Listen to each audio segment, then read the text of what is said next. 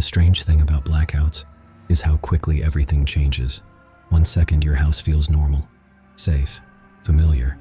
Then the lights die, the TV cuts out, the refrigerator stops humming, your Wi-Fi disappears, and suddenly the only thing left is silence.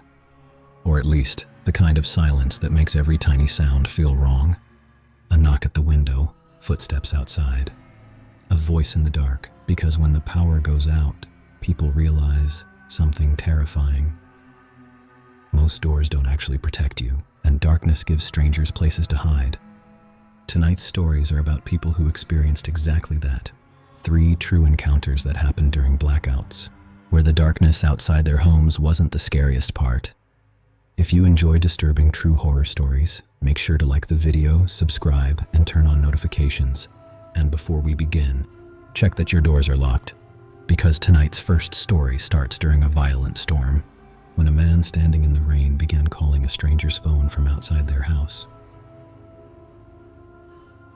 It happened during one of the worst storms we'd had that year. Not a tornado or hurricane or anything catastrophic, just one of those massive summer thunderstorms that seems to swallow the entire city. The kind where the sky turns dark before sunset, rain pounds against the windows nonstop, and thunder shakes the walls hard enough to make you feel it in your chest. I actually liked nights like that. Most people get nervous during storms, but I always found them relaxing. I lived alone in a small rental house outside the city, and on nights like this, I'd usually make coffee, throw on a movie, and stay up late listening to the rain. That night, I remember sitting on the couch with a blanket over me while lightning flashed outside every few minutes. The storm had already knocked out internet for some people nearby, but mine was still working at the time. Around 8:30 p.m., my phone rang. I didn't recognize the number. Normally I ignore random calls, especially late at night, but the number had a local area code, so I figured maybe it was something important. I answered, "Hello?" Nothing. At first I thought the call had disconnected, but then I heard faint noise on the other end. Rain. Heavy rain. And what sounded like wind blowing against a microphone. "Hello?"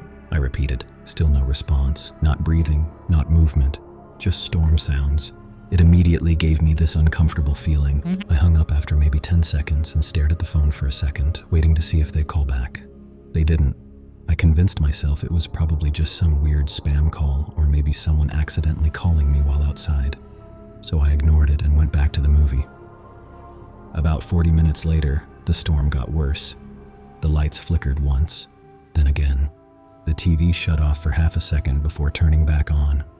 Outside, thunder exploded so loud it sounded like something had hit the house, and then everything went black. The TV died, the lights shut off, the air conditioning stopped. The entire house instantly became silent except for the storm outside. It's hard to explain how unsettling that kind of silence is when you're alone. You don't realize how much background noise a house normally has until it's suddenly gone. No humming appliances, no electronics, nothing, just rain hammering against the roof. I grabbed my phone and turned on the flashlight. The beam barely lit the living room. Shadows stretched across the walls, moving every time lightning flashed outside. I checked through the front window and saw the entire neighborhood was dark too.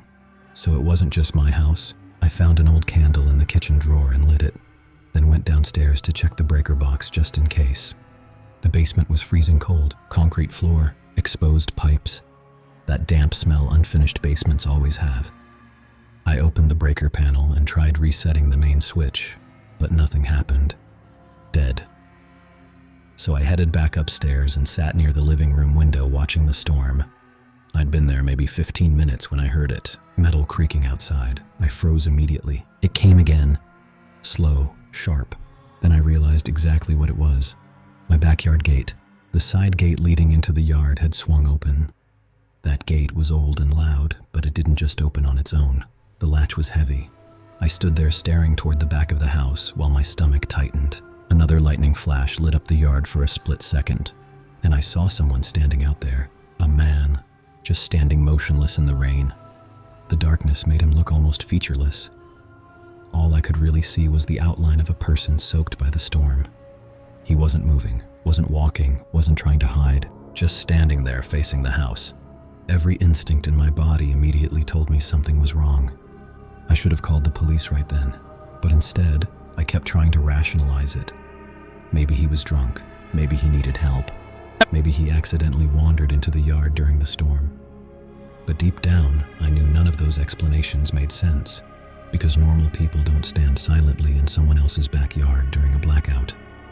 I stayed hidden near the back door watching him. Nearly a full minute passed before he finally moved. Slowly, he raised one hand toward his face, and I saw a small light glowing in it. A phone screen. At that exact moment, my own phone started ringing from the living room. The sound nearly made me jump out of my skin. I ran toward it and looked down at the screen. Same number, same exact number from earlier. My blood went cold. The person standing outside my house had been the one calling me. I declined the call instantly and rushed back toward the rear door. The yard was empty. He was gone. And somehow that scared me even more, because now I had no idea where he was. I just stood there staring into the darkness behind the glass. Rain poured so hard it blurred everything together. The backyard looked distorted, almost underwater every time lightning flashed across it. But the man was gone. There was nowhere he realistically could have disappeared to that quickly. My yard wasn't that big. There was a wooden fence around the property, a small shed near the back corner, and a narrow side path leading toward the front gate. That was it. And yet somehow, in the few seconds it took me to grab my phone, he had vanished completely. I locked the back door immediately. Then I checked every other door in the house. Front door, locked. Kitchen window, locked. Side entrance, locked. I even pulled the curtain shut despite knowing that if someone really wanted to look inside, the lightning flashes probably made me visible anyway. My phone rang again, same number. I let it vibrate in my hand while I stared at the screen. The call lasted almost 30 seconds before stopping. Then, maybe 5 seconds later, 3 loud knocks hit the front door. Not polite knocking, not someone trying to get help. These were heavy, aggressive bangs that echoed through the house. I froze. Another set of knocks slammed against the door harder this time. At the exact same moment, my phone began ringing again. It felt coordinated, like whoever was outside wanted me to understand they were the same person calling. I backed away from the front hallway without making a sound. The knocking continued. Boom, boom, boom. Each hit rattled the door frame. I remember feeling genuinely trapped for the first time in my life. The power outage made everything feel worse. The house was almost completely dark except for the candlelight flickering in the living room. Every shadow looked wrong. Every lightning flash illuminated the windows for half a second before plunging everything back into darkness. Then the knocking stopped. Complete silence. I held my breath listening. The storm outside suddenly felt quieter compared to how hard my heart was pounding. And then I heard something worse. Footsteps. Not at the front door anymore. Around the side of the house. Slow crunching noises moving through the wet gravel beside the wall. He was walking around the house, checking windows. I grabbed the biggest kitchen knife I owned, even though realistically, I knew it probably wouldn't help much if someone actually forced their way in. My hands were shaking so badly, I almost dropped my phone while dialing 911. The dispatcher answered quickly. I tried explaining what was happening, but I sounded insane even to myself. "There's someone outside my house," I whispered. "Okay, sir, are they trying to get inside?" I don't know. They were knocking. They keep calling me." The dispatcher immediately started asking questions. Description? How many people? Did I recognize him? I told her I couldn't see his face clearly because of the storm.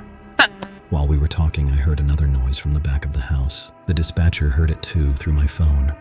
Glass, a faint tapping sound against glass. Like someone lightly hitting the back window with their fingernail. Tap, tap, tap. I slowly turned toward the kitchen. Lightning flashed outside, and for half a second I saw him standing directly outside the back window. Close enough that I could finally make out details. Tall, thin, dark hooded jacket soaked from the rain. And the worst part, he was smiling. Not a normal smile either. It looked wide and unnatural, stretched too far across his face while rain poured down over him.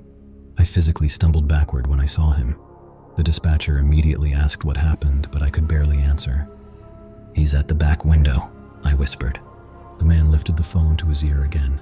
My own phone started vibrating in my hand instantly. I don't think I've ever felt fear like that before. It felt personal, deliberate, like he was enjoying terrifying me. Then suddenly, he stepped away from the window and disappeared around the side of the house again. A second later, violent banging exploded against the front door, harder than before. The dispatcher told me officers were only a few minutes away and to stay hidden, but the banging kept getting worse. The door frame actually creaked from the force of it. At one point, I genuinely thought he was about to break through. Then, it stopped again. This time, for longer. No knocking, no footsteps, nothing. The silence became unbearable. I stayed crouched behind the kitchen counter, holding the knife while staring toward the hallway. Minutes passed. Then finally, through the storm outside, I saw flashing red and blue lights reflecting across the windows. Police. The moment the patrol car turned onto my street, the front door banging started again for just a split second before suddenly stopping mid-hit. The dispatcher told me officers were outside. I looked through the front window just in time to see a figure sprinting across my yard toward the street. One officer chased after him immediately. The second officer came to my door yelling for me to stay inside. I unlocked it and let him in while trying to explain everything at once. The officer who gave chase came back several minutes later, completely drenched from the rain. The guy had escaped into the woods behind the neighborhood. They searched for over an hour. K-9 units, flashlights, multiple patrol cars. Nothing, no footprints either, because the storm washed everything away almost instantly. The police took it seriously though, especially after I showed them the phone number that kept calling me. But when they traced it later, it led nowhere. Prepaid burner phone, no name attached. No cameras in the neighborhood caught anything useful because the blackout had disabled several systems nearby. And the strangest part, the officers checked my backyard thoroughly before leaving. Near the back fence, directly beneath the kitchen window where the man had been standing, they found cigarette butts soaked into the mud, at least 8 or 9 of them, meaning whoever that man was. He may have been standing outside my house watching me long before I ever noticed him. I was 13 when this happened. My parents had gone away for the weekend for their anniversary, and for the first time in my life, I was going to have the house mostly to myself. Technically, my older cousin was supposed to check in on me occasionally, but everyone knew that wasn't actually going to happen. He was 19 and cared way more about partying with his friends than babysitting a middle school kid. At the time, though, I thought it was awesome. The second my parents left Saturday morning, I started texting my best friend, Marcus, asking if he wanted to sleep over. His parents were strict, especially about staying at houses without adults around, so we lied and told them my cousin would be there all night. By 6 that evening, Marcus arrived carrying snacks, energy drinks, and his Xbox controller like we were preparing for the greatest night of our lives. And honestly, at first it was. We ordered pizza, played video games for hours, watched stupid horror videos online. Outside, the weather had been getting worse throughout the evening. Wind rattled the trees hard enough that branches scraped against the side of the house every few minutes. Around 11:30 p.m., Marcus paused the game and looked toward my bedroom door. "Did you hear that?" I took my headset off. "Hear what?" "I don't know, sounded like something downstairs." Before I could answer, the entire house went black. Not dim, not flickering, everything shut off instantly. The TV died, the Xbox turned off, the ceiling fan stopped spinning, and suddenly the room was completely silent. The only sound left was the wind outside. For a few seconds, neither of us moved. Then Marcus laughed nervously. "Dude, what the hell?" I grabbed my phone from the desk and turned on the flashlight. The beam lit up the room just enough to make everything look wrong. Shadows stretched across the walls in weird shapes. I remember immediately feeling uneasy, not because the power went out, but because of how sudden it was. The neighborhood outside still had lights. You could see them through the blinds, meaning it was only our house. Marcus stood near the doorway, staring down the hallway. "Maybe a breaker flipped?" "Probably," I said. But honestly, neither of us knew anything about breaker boxes. My parents almost never let me touch anything in the basement. That's where the electrical panel was. The basement itself always creeped me out even during daytime. It wasn't finished, just concrete floors, exposed pipes, old storage boxes, and one dangling light bulb in the center that barely worked. And now, it was pitch black down there. We slowly made our way downstairs using our phone flashlights. The deeper we went into the house, the quieter everything became. No TV noise anymore, no appliances humming, just our footsteps. The basement door was already open. I stopped immediately when I saw it. Marcus noticed too. Was it open before? I honestly didn't know. But something about seeing that dark doorway already hanging open made my stomach tighten instantly. Cold air drifted up from below. Marcus tried laughing it off. Your house is creepy as hell, man. Neither of us wanted to go down there first. Eventually, Marcus took the lead while I stayed right behind him. The wooden stairs creaked loudly beneath us. Every single sound echoed. When we reached the bottom, our flashlight beams swept across stacks of boxes and old furniture covered in sheets. The electrical panel was on the far wall, and the metal door covering it was already hanging open. That's when I started feeling real fear, because someone had clearly touched it already.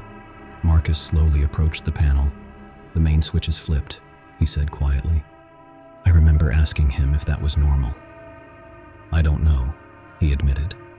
He hesitated for a second before flipping it back on. Instantly, the house above us came alive again. We heard electronics beep upstairs. The refrigerator hummed back on. Lights flickered through the cracks at the top of the stairs, but the basement itself stayed dark. Neither of us moved. I think both of us suddenly realized something at the exact same time.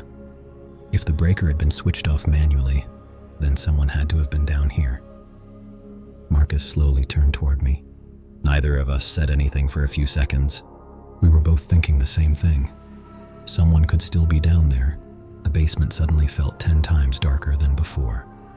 Even with our phone flashlights on, it felt like the shadows were swallowing everything beyond a few feet. Then we heard it.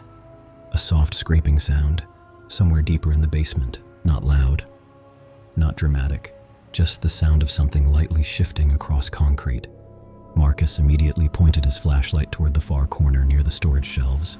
I pointed mine too. At first, we didn't see anything. Then the beam caught movement. Someone was standing behind the shelves. I froze instantly. The figure was tall and skinny, partially hidden behind stacked boxes and hanging sheets. The flashlight only illuminated parts of him at a time. Dark hair, thin face, long arms hanging at his sides. He wasn't rushing toward us, wasn't speaking. Just standing there motionless in the darkness watching us. For a second, my brain genuinely couldn't process what I was seeing. Because there's something deeply wrong about suddenly finding another person inside your house when you thought you were alone, Marcus whispered. Oh my God. The man slowly tilted his head. That movement alone snapped me out of the shock. I turned and bolted for the stairs immediately. Marcus was right behind me. We practically tripped over each other trying to get upstairs fast enough. I remember hearing heavy footsteps behind us in the basement the second we started running, not sprinting. Walking quickly, like he knew there was nowhere for us to go. We slammed the basement door shut behind us and shoved against it instinctively, even though it didn't even lock. The footsteps stopped on the other side. I could hear breathing through the door, slow, calm breathing. Marcus looked completely pale. What do we do? He whispered. I grabbed my phone with shaking hands and called 911. While it rang, we backed away from the basement door toward the front of the house. Then we heard the doorknob downstairs slowly turn. The basement door creaked open again. At that point, pure panic took over. We ran straight out the front door, barefoot, into the street while I was still trying to explain everything to the dispatcher. Rain from earlier had left the pavement wet and freezing cold under our feet. We sprinted across the street and turned back toward the house. Every light inside was on now, and that somehow made it even scarier, because now we could see movement. A shadow crossed the downstairs hallway window, then another upstairs. The man was still inside, walking through the house. I remember the dispatcher asking if we could still see him. Before I could answer, a figure slowly appeared in my parents' bedroom window on the second floor. Even from across the street, I immediately recognized him. Tall, thin, long dark hair. He just stood there staring out into the neighborhood, watching us. Marcus kept repeating, "What the hell? What the hell?" Then the figure disappeared from the window. A few seconds later, lights inside the house started shutting off one by one. Living room, kitchen, hallway, until the entire house went dark again. That terrified me more than anything else, because it meant he was still moving around inside. Police arrived maybe 4 minutes later, but it felt like half an hour. Two patrol cars pulled onto the street fast enough that tires squealed. The officers drew their weapons immediately after hearing someone was inside the house. They ordered us farther back while they approached. I remember watching flashlights sweep through the windows while officers searched room by room. The entire time I kept expecting to hear screaming or gunshots or something. But after several minutes, one officer finally came back outside. The man was gone. He'd escaped through a small basement window near the back of the house. Apparently, he'd forced it open from outside earlier that day. That realization made me sick, because it meant he may have been hiding in our basement for hours while Marcus and I were upstairs playing games. The officers searched the surrounding neighborhood but never found him. And then things got even creepier. When my parents came home the next morning, police investigators showed them something they'd found in the basement. Near the electrical panel, there was a folding chair positioned in the corner facing the basement stairs, and beside it were food wrappers, water bottles, and cigarette butts. The man hadn't just broken in randomly during the blackout. He had been staying down there, watching the house. Possibly for a long time. Police believed he intentionally shut off the breaker after realizing two kids were home alone. Maybe to scare us upstairs, maybe to separate us, maybe something worse. The terrifying part is we never found out who he was. No fingerprints matched anyone in the system. No neighbors recognized the description. Nothing was stolen either. To this day, I still think about one thing constantly. When Marcus first heard that sound upstairs before the blackout, that was probably the man already moving around inside the house. Every few months, I'd drive out to my off-grid cabin in northern Montana. The place was completely isolated, no nearby neighbors, no cell service, no power lines. That was exactly why I bought it. After dealing with people nonstop at work, spending a few days completely alone in the wilderness felt peaceful. The cabin sat at the end of a long dirt road surrounded by dense forest and mountains. At night, it became so dark outside that you couldn't even see your hand in front of your face without a flashlight. This happened during late October. I had a 5-day weekend and decided at the last minute to head out there alone. The drive took nearly 4 hours. By the time I reached the dirt road leading toward the cabin, the sun was already disappearing behind the mountains. The road itself always felt eerie at night. It twisted through thick forest with no lights anywhere. My headlights barely cut through the darkness between the trees. Eventually I reached the cabin, unloaded my bags, and went around back to start the generator. The whole place ran off that single machine. Lights, outlets, tiny heater, everything. Once it started up, warm yellow light filled the cabin windows and immediately made the place feel alive again. I settled in for the night pretty quickly, started a fire in the wood stove, cooked canned soup, watched downloaded movies on my laptop. Honestly, it was relaxing. The next day was normal too. I spent most of it cleaning the property and repairing small things around the cabin. Around midday though, I noticed something strange. An old black pickup truck slowly drove down the dirt road toward the cabin. I could see it through the trees long before it got close. At first I assumed someone was lost, but the truck stopped about 100 yards away. It just sat there idling between the trees. I waited for someone to get out. Nobody did. After maybe 3 or 4 minutes, the truck turned around and disappeared back up the road. It gave me a weird feeling, but I tried not to think too much about it. There were other cabins scattered throughout the mountains. Maybe someone took the wrong road. Still, something about it bothered me, mainly because whoever was inside never stepped out once. That night, the temperature dropped hard. By around 10 p.m., it was freezing outside. I decided to light a small fire in the pit near the front porch while the wood stove heated the cabin. The forest was unbelievably quiet. No cars, no voices, nothing except wind moving through the trees. For maybe 20 minutes, it was peaceful.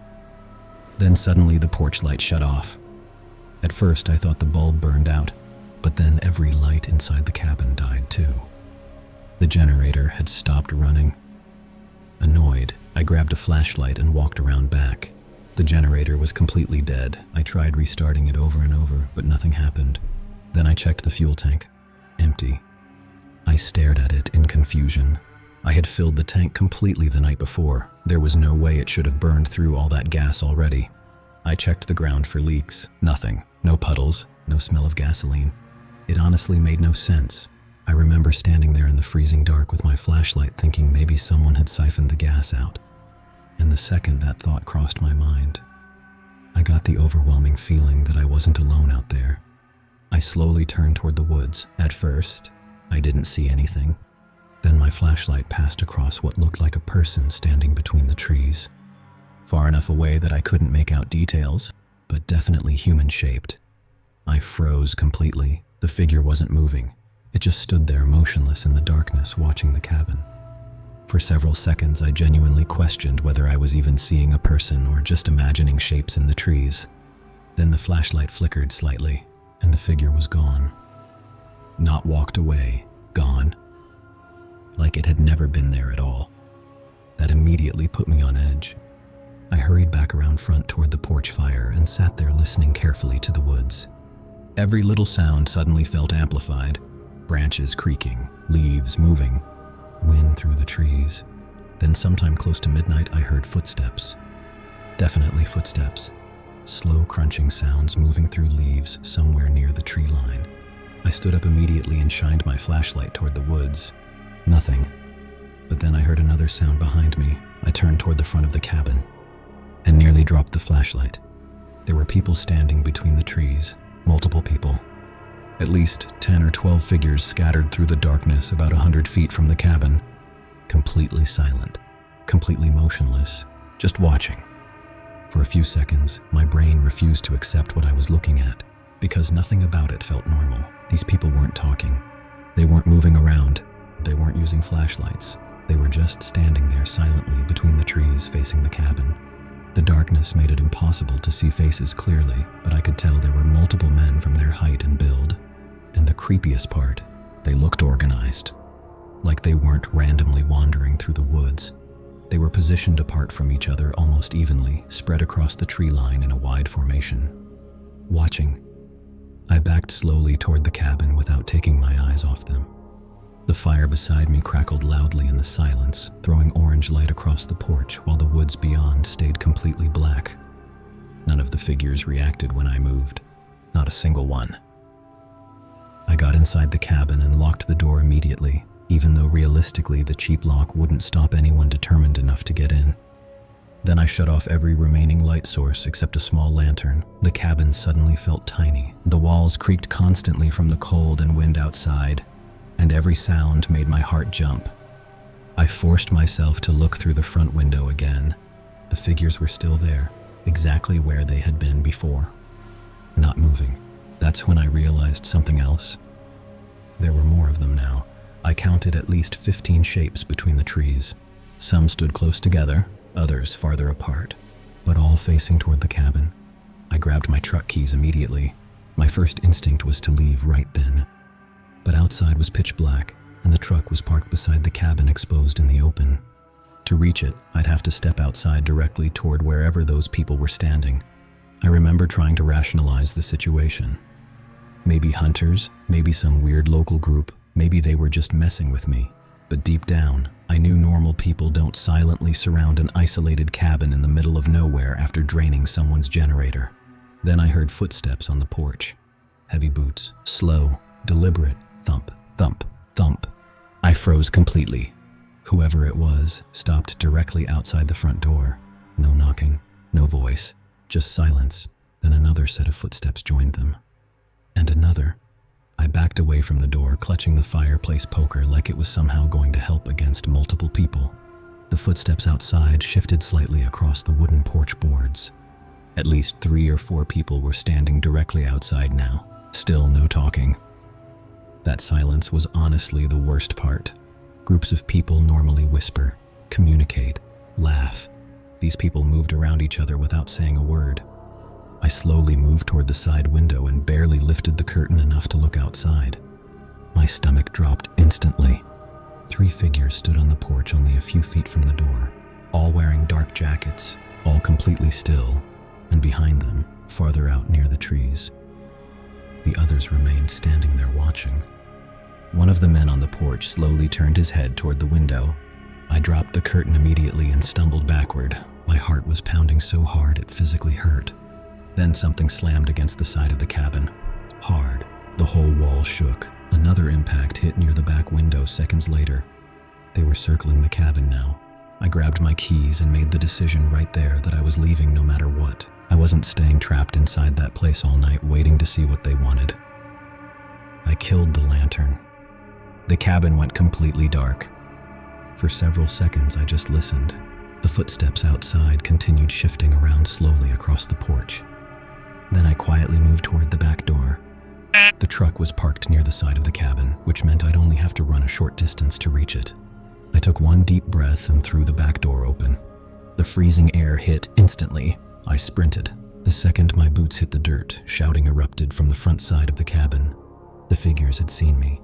I heard multiple sets of footsteps running through leaves and gravel behind me. I yanked the truck door open and practically threw myself inside. My hands shook so badly I dropped the keys between the seats trying to start it. And then I heard pounding against the side of the truck. Someone hit the passenger door hard enough to rock the vehicle. I finally got the keys into the ignition. The engine turned once, then stalled. For one horrifying second, I thought the truck wasn't going to start. Another figure appeared in the headlights directly ahead near the trees, tall, motionless, watching me. Then the engine roared to life. I slammed the truck into reverse and nearly crashed backing away from the cabin. As the headlights swept across the property, I saw them clearly for the first time. There were at least a dozen people moving through the woods around the cabin, some running, some just standing there, and farther back between the trees. That same black pickup truck sat partially hidden in darkness, the one I'd seen earlier that day. They had been there the entire time. I floored the gas down the dirt road, branches scraping violently against the sides of the truck as I sped through the forest. The whole drive out, I kept expecting the pickup truck to appear behind me, but it never did. When I finally reached the nearest town nearly an hour later, I went straight to the police station. They searched the cabin property the next morning. Nothing was there. No people, no truck, no footprints clear enough to identify because of the frozen ground. But the officers did confirm one thing. The generator fuel tank hadn't leaked. Someone had manually drained it. Those were 3 creepy true Blackout horror stories, and honestly, there's something uniquely terrifying about losing power. Because the moment the lights go out, your world changes instantly. The familiar becomes unfamiliar. Your house stops feeling safe. Every hallway feels longer. Every window feels exposed. And worst of all, you never really know who might already be outside watching in the dark. The man standing silently in the rain. The stranger hiding in the basement. The figures surrounding an isolated cabin in the woods. All of them waited for the same thing. Darkness. If you enjoyed tonight's stories, make sure to like the video, subscribe, and turn on notifications for more true horror content every week. And if you've ever experienced something terrifying during a blackout, feel free to share it in the comments. Stay safe, keep your doors locked, and maybe keep a flashlight nearby tonight.